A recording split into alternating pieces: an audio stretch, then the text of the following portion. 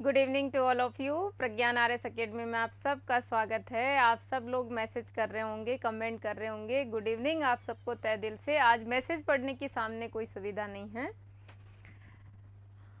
और क्लास ख़त्म होने के बाद में जब आप लोगों के पास पहुंच जाएगी तब मैं आराम से आपकी कमेंट्स पढ़ूंगी, इसलिए पढ़ने देना आप और लिखते रहना, ठीक है। चलिए, सबसे पहले जैसलमेर की बात कर रहे हैं हम। तो जैसलमेर की ज्योग्राफी के संदर्भ में क्या ऐसे सवाल बनते हैं, तो आपको पता है हम भूगोल की मावट में इस प्रदेश को पढ़ के आए हैं कि मरुस्थलीय प्रदेश भारत में थार का मरुस्थल है, वो भी राजस्थान में रेगिस्तान है, पाकिस्तान में चोलिस्तान है, नाम से जाना जाता है। जैसलमेर में जैसे अपन अलग जलवायु के हिसाब से देखें तो शुष्क और अर्धशुष्क प्रदेश है, वहीं जैसे इर्ग, हमादा, रेग हमने पढ़े थे।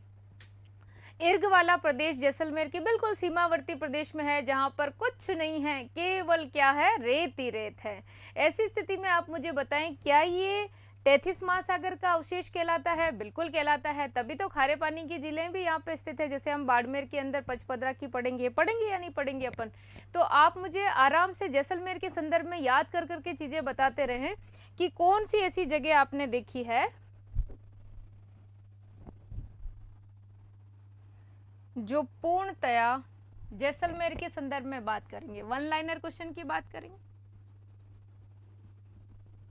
जैसलमेर में सबसे पहले ज्योग्राफी के हिसाब से अपन देखेंगे तो किस बात का आगे सवाल आता है कि मरुस्थल की जो विस्तार की प्रक्रिया है ना, वो सर्वाधिक कहाँ है? तो जैसलमेर के अंदर ही एक गांव है नाचना। तो यहाँ पर आप आराम से लें, नाचना मरुस्थलीकरण सर्वाधिक यही है। इसी मरुस्थल की प्रक्रिया या मरुस्थल का आगे बढ़ना ही क्या कहलाता है? प्रश्न आता है तो रेगिस्तान का मार्च कहलाता है। रेगिस्तान का मार्च कहलाता है। मरुस्थल का आगे बढ़ना, ये कई मर्तबा सवाल पूछ लिया जाता है।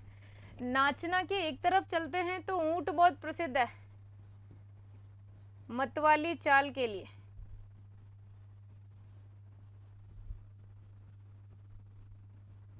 बीएसएफ के जवान भी क्या करते हैं, इसको यूज में लेते हैं। और जैसलमेर के संदर्भ में आपने देखा है कि ये कौन से सेगमेंट के, मतलब अवसादी चट्टानों का विस्तार यहाँ पर है। ये जो सम गांव की अपन बात करते हैं जैसलमेर में, तो ये पूर्णतया क्या है, वनस्पति रहित क्षेत्र है। ये भी आपको याद करना जरूरी है ना। सम वनस्पति रहित क्षेत्र। और वन लाइनर क्वेश्चन में आप सब लोग कमेंट तो कर ही रहे होंगे, हालांकि मैं इसी टाइम पीरियड के दौरान देखूंगी कहाँ कहाँ कौन कौन क्या कर रहा है। तो ज़्यादातर इस इलाके में क्या है कि अवसादी चट्टानों का विस्तार है, इसलिए जीवाश्म खनिज ज़्यादा पाए जाते हैं, जैसे गैस, तेल, पेट्रोल, कोयला आदि। साथ ही साथ ये जो मरुभूमि आपको दिखाई दे रही है, मरुस्थल वाला एरिया, क्यों ज़्यादा हमारे लिए कैसे लाभदायक है? तो आप देखोगे भारतीय उपमहाद्वीप में मानसून को आकर्षित करता है। ऋतु चक्र क्यों करता है? मानसून को निम्न वायुदाब का केंद्र बनता है। यदि ये सभी चीज़ें आपको डिटेल में समझनी हो तो आप भूगोल की मावट क्लास में जाकर के जरूर लें। वहाँ पर आपको जैसलमेर के संदर्भ में नहीं, मरुस्थलीय इलाके के बारे में पूरी जानकारी मिलेगी। तो यहाँ अपन बात करें इस मरुस्थल की, तो ये विशेषताओं तो मैं यहाँ लूँगी नहीं, आप तो केवल कुछ जो वन लाइनर क्वेश्चन है वो चलने दीजिए ज्योग्राफी के पॉइंट ऑफ व्यू से। एक नाम आता है कुलधरा। एक कुलधरा में क्या चीज स्थित है? आप फिर कमेंट करें, क्या कुलधरा आपने नाम सुना हुआ है? तो आप बोलोगे कि मछली के अवशेष भी यहाँ पाए गए हैं उस समय जब यहाँ पर क्या था, तैथिस महासागर का प्रवाह था। तो कुलधरा गांव में और क्या है, कैक्टस गार्डन है, ये भी आप याद रखें। कैक्टस गार्डन का नाम आ जाए तो कहाँ आएगा? तो आप देखेंगे कि ये कुलधरा गांव में मछली के अवशेष तो मिले ही मिले हैं, साथ साथ में यहाँ पर कैक्टस गार्डन भी विकसित किया गया है। जैसलमेर के संदर्भ में और बात करते हैं तो परीक्षा के हिसाब से जो महत्वपूर्ण चीज है वो आपको क्या लगती है? तो आप ये देखो, जैसलमेर में सबसे पहला सवाल आता है, मरुस्थलीय प्रदेश ऐसा कौन सा है जो जैसलमेर में है? तो अपन पढ़ते हैं इर्ग। तीन चीजें हैं, इर्ग,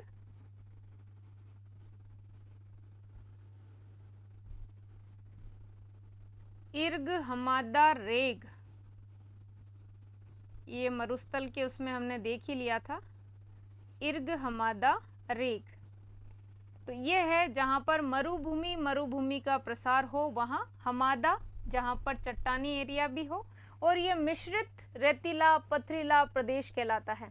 तो जैसलमेर कौन सा एरिया आएगा जहाँ पर एकदम अपन सीमावर्ती क्षेत्र देखेंगे ना, तो वो कौन सा है, इर्ग वाला है, जहाँ पर केवल मरुभूमि ही मरुभूमि हो।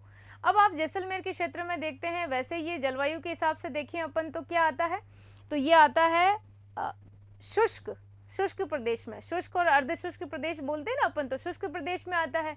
वहाँ शुष्क प्रदेश की भी क्या विशेषता होती है, आप कमेंट करके मुझे बताते रहें कि शुष्क मरुस्थल भी वापस दो भागों में बटा हुआ है। आप ज्योग्राफी की क्लास को लेकर के देखें, प्रीवियस क्लास को, तो आप पाएंगे हमने दो भागों में बहुत सिस्टम से बांट रखा था, एक तो बालुका स्तूप मुक्त प्रदेश और बालुका स्तूप युक्त प्रदेश।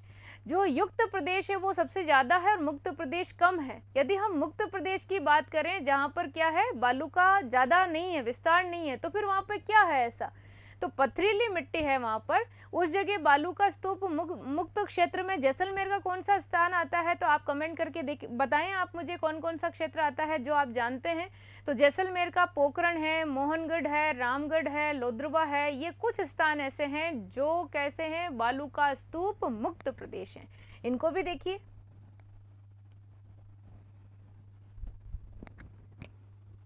बालुका स्तूप मुक्त प्रदेश, मोहनगढ़, रामगढ़, पोखरण, लोद्रवा। लोद्रवा में तो आपने देखा ही है, अपनों ने प्राचीन सभ्यताएं या नाम देखा हो तो ओला कुंडा नाम आता है ना, तो यहाँ पर ये जगह कैसी है, बालुका स्तूप मुक्त प्रदेश है। जहाँ मुक्त प्रदेश है तो वहाँ लाठी सीरीज का नाम आपके दिमाग में जरूर आना चाहिए, बहुत इंपॉर्टेंट सवाल, लाठी सीरीज। जी हाँ, जिस पर सेवण घास का क्या है, सेवण घास का विस्तार है, जिसे कौन गाय खाती है, तो थारपारकर और राठी की बात आ जाती है। हालांकि राठी का अनुसंधान केंद्र कहाँ है गाय का, तो आप देखोगे कि नौहर हनुमानगढ़ में पड़ा था, लेकिन ये यहाँ पर, तो ये थारपारकर जो नस्ल है ना, उसके बारे में हम थोड़ी देर में चर्चा करेंगे, लेकिन फिर भी लाठी सीरीज पर जो सेवण घास पाई जाती है, इन्हीं को खा करके ये हष्ट पुष्ट रहती है। तो लाठी सीरीज पाकिस्तान के बिल्कुल सारे हैं, वो पोखरण से लेके मोहनगढ़ तक एक 60 मीटर चौड़ी क्या है, पृथ्वी के अंदर जल पट्टी है, जिसके ऊपर ये सेवण घास पाई जाती है, जो गोडावण पक्षी की क्या कहलाती है, शरण स्थली कहलाती है। तो आप देखेंगे यहीं पर इसके पास ही चांदन गांव और आता है, चांदन गांव, इसे थार का गढ़ा कहा जाता है।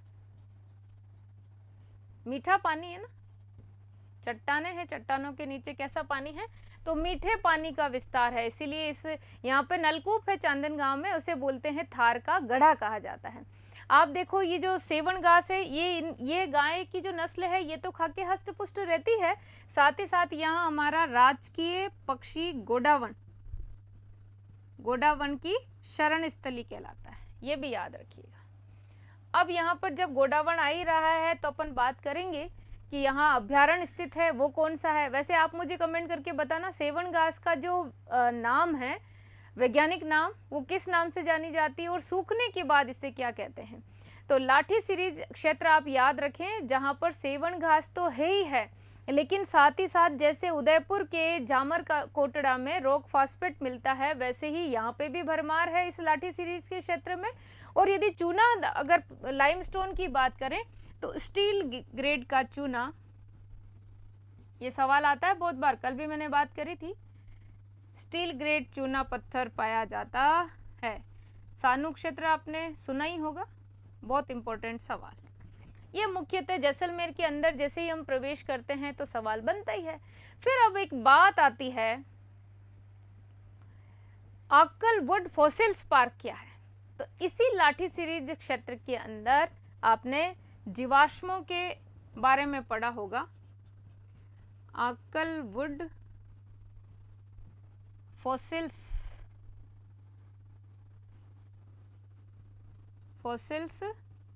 पार्क, आकलवुड फॉसिल्स पार्क भी यहीं स्थित है, जीवाश्म उद्यान लकड़ी के, है ना।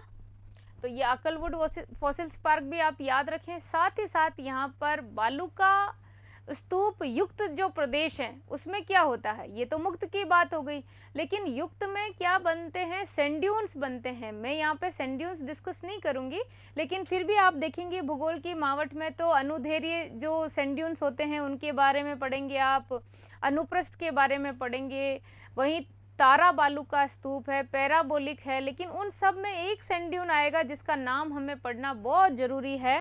सीफ तो खैर आया हुआ ही है, सवाल आया था कि सीफ किसका प्रकार है, अनुदैर्ध्य का ही है, लेकिन यहाँ पर देखें आप बरखान का नाम, बरखान बहुत हानिकारक स्तूप है, बालू का स्तूप या सैंड ड्यून्स है जो हवा के साथ तेजी से एक स्थान से दूसरे स्थान पर ट्रांसफर होते जाते हैं, यानी कि मरुस्थल की गति को आगे बढ़ाते हैं।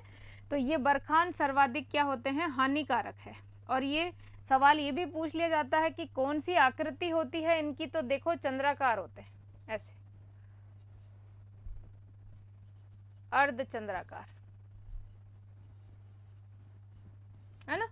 ये आप सवाल जरूर जरूर याद रखें, इनमें आ ही जाता है सवाल। बाकी बहुत प्रकार के यहाँ पर क्या बनते हैं, सैंड ड्यून्स बनते हैं। इसी बहाने तो जाकर के कम से कम आप क्या देखोगे, भूगोल की मावट की क्लास देखोगे। प्लस आप देखोगे कि थार के मरुस्थल में विशेषकर जो हम जैसलमेर वाला एरिया देखते हैं वहां पर क्या होता है, प्लाया झील का सवाल भी आ जाता है। क्या होता है प्लाया झील,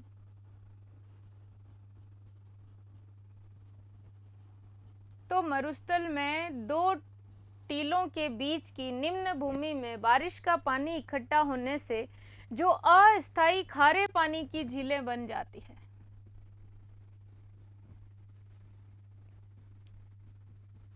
खारे पानी की झीलें, उसे क्या कहते हैं, तो वो प्लाया झील कहलाएगी, है ना।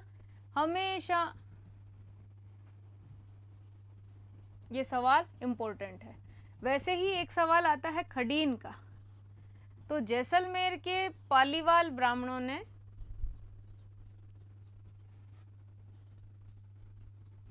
ये भी है जो मैं लिख रही हूँ, यही सवाल है, पालीवाल ब्राह्मणों के द्वारा चलाई गई ये पद्धति जिसमें ऐसे तीनों ओर से मेड़बंदी करके और इस जगह बारिश का पानी भरा जाता है, फिर ये सूख जाता है तो इसमें खेती होती है, ये कहलाती है खडीन की खेती।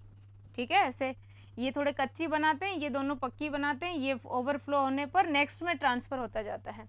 तो खडीन भी आप याद रखें, हमेशा सवाल पूछा जाता है। डिटेल तो आप जाके ये जो अपना एरिया है कौन सा मरुस्थलीय प्रदेश उसमें पढ़ें, अन्यथा यहाँ पर दलदली क्षेत्र भी बनता है।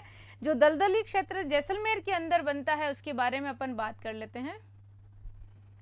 उस दलदली क्षेत्र को ही बोलते हैं, दलदल को ही बोलते हैं रन टाट। जो कौन सा है यहाँ पर जैसलमेर में, कौन कौन सा है, तो आप देखोगे पोखरण, बरमसर, भाकरी, पोखरण, बरमसर, भाकरी, लवा और कनौड़, ये है ना। ये कौन से वो हैं, तो रन टाट कहाँ पर स्थित है, बहुत इंपॉर्टेंट। इनमें से कौन सा, जैसे आपने बाप है, थोब है, ये सुना होगा। थोब कहाँ है, तो बाड़मेर के अंदर है। बाप आपने जोधपुर के अंदर पढ़ाई है। चूरू के अंदर और है ताल छापर और परिहारा। तो ये कुछ शब्द है जो आपको जैसलमेर में जा रहे हो तो रूबरू होना जरूरी भी है। आपने कुलधरा के अंदर कैक्टस गार्डन भी देख लिया है। वैसे ही अपन देखते हैं आगे कि यहाँ मुख्य रूप से एक अभ्यारण्य बहुत प्रसिद्ध है। कौन सा अभ्यारण्य है, तो आप बात करेंगे कि राष्ट्रीय मरु उद्यान का नाम आता है। राष्ट्रीय मरु उद्यान का विस्तार कहाँ कहाँ है, तो जैसलमेर में भी है और कहाँ है, बाड़मेर में भी है। तो जैसलमेर के अंदर इस मरु उद्यान की क्या विशेष बात है, आप मुझे कमेंट करके भी बताते रहे, मेरे साथ साथ में चलें। तो हम मरु उद्यान की भी बात करेंगे, इसके साथ ही हम कांकनी नदी की बात करेंगे कि ये आंतरिक प्रवाह की यहाँ पर नदी है और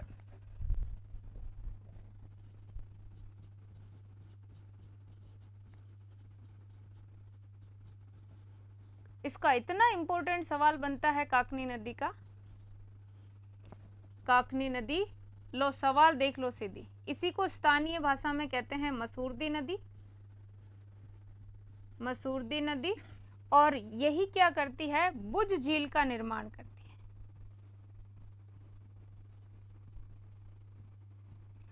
और ये मीठा खाड़ी में जाकर अपना जल उड़ेल देती है। ये सबसे ज्यादा छोटी, मतलब सब आंतरिक प्रवाह में यदि हम छोटी नदी की बात करें ना, तो यही है काकनी नदी है। इसे काक नदी कह सकते हो आप। मीठा खाड़ी में अपना जल उड़ेल देती। कभी कभी सवाल आ जाते हैं कहाँ से निकलती है, तो काकनी नदी का उद्गम जैसलमेर के कोठारी गांव से होता है, ये जरूर याद रखें आप। इसके साथ साथ ही एक जलाशय बहुत प्रसिद्ध है। कौन सा जलाशय प्रसिद्ध है आप कमेंट करें यदि जानते हैं तो, जहां पर जैसलमेर के अंदर लोक संस्कृति का केंद्र भी स्थित है, वो है गड़ीसर तालाब। जी हाँ, गड़ीसर तालाब, रावल गढ़सी ने करवाया था गड़ीसर तालाब।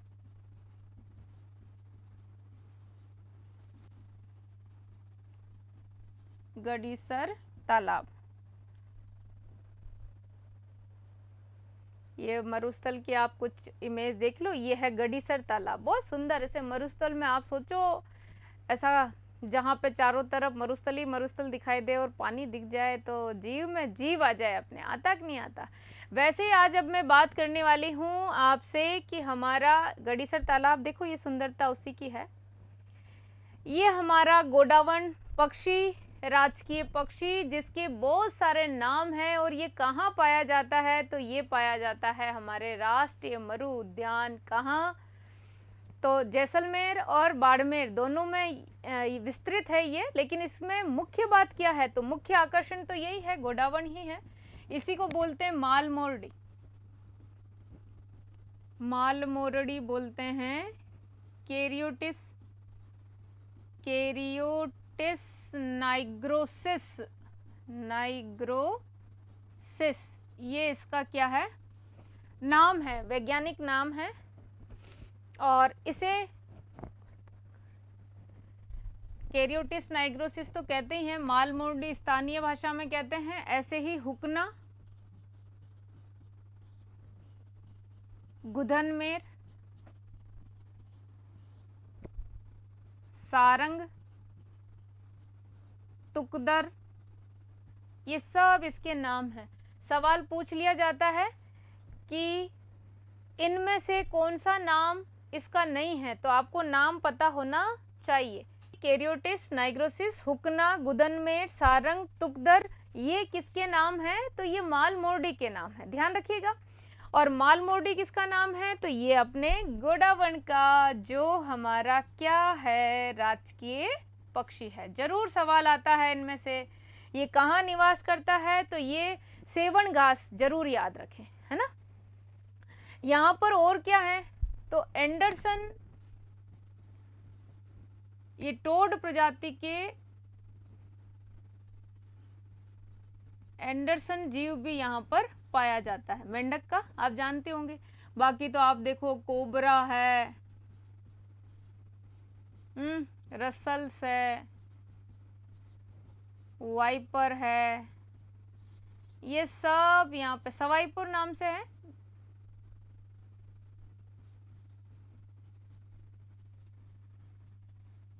ऐसे याद रख लो आप तो, है ना, वाइपर नाम से। ये सब सांप की प्रजातियां हैं यहाँ पर। साथ ही साथ इसी में, इसी अभ्यारण्य की और एक और खास विशेषता कौन सी है, आप भी तो कमेंट करें।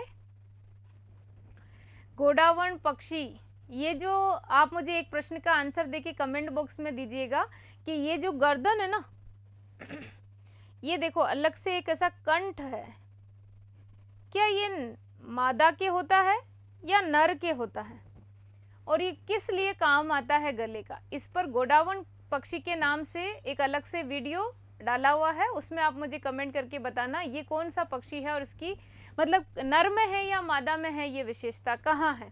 तो ये जो हमारा राष्ट्रीय मरु अभ्यारण्य की बात कर रहे हैं, यहाँ पे मुख्य जो आकर्षण है वो कौन सा है, तो मालमोरडी सवाल आएगा, याद रखना है और रखना है। अच्छा, आप मुझे बताएं, क्या आखेट निषिद्ध क्षेत्र भी जैसलमेर में स्थित है?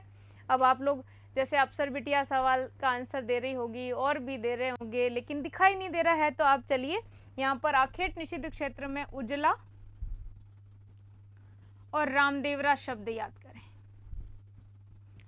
उजला व रामदेवरा शब्द किस में आ जाएगा? तो ये आखेट निषिद्ध क्षेत्र कहाँ स्थित है? तो जैसलमेर के अंदर है। वैसे ही हम बात कर रहे थे कौन सी नस्ल की, तो थारपारकर जो गाय है, उस थारपारकर के बारे में यहाँ तो अमृतसर अपन करेंगे ही सही।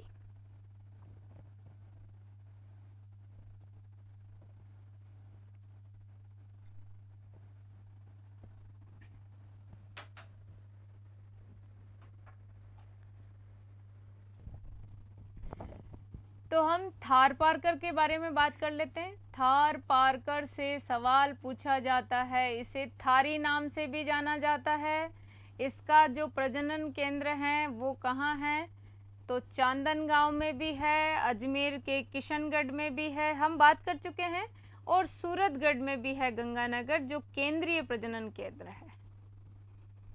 ये तीनों नाम आप इसके जरूर याद करिएगा। ये कहाँ से सवाल पूछा जाता है। बाकी पशुओं की दृष्टि से देखें तो यहाँ पर गाय तो है ही सही, लेकिन साथ साथ में क्या है, भेड़ भी है। क्या जैसलमेरी है?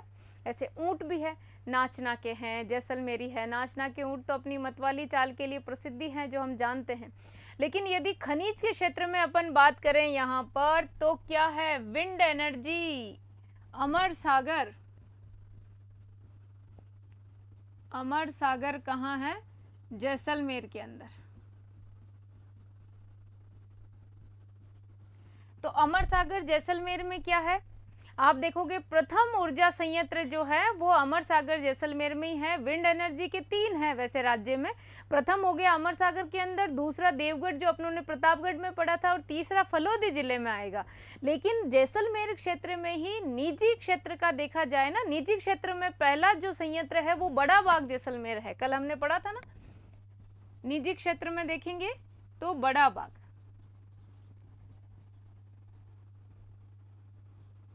बड़ा बाग जैसलमेर। और वैसे यदि सबसे बड़ा यदि हम देखें कहाँ है, तो आप भी कमेंट करके बताएं। निजी क्षेत्र का याद रखिएगा कि निजी क्षेत्र में विंड एनर्जी कहाँ कहाँ है, तो जैसलमेर में है।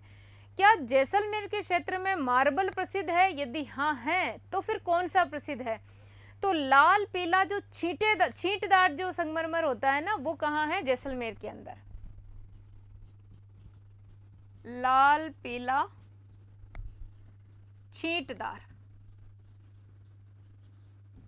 छींटदार मार्बल कहाँ है? तो ये जैसलमेर के अंदर है।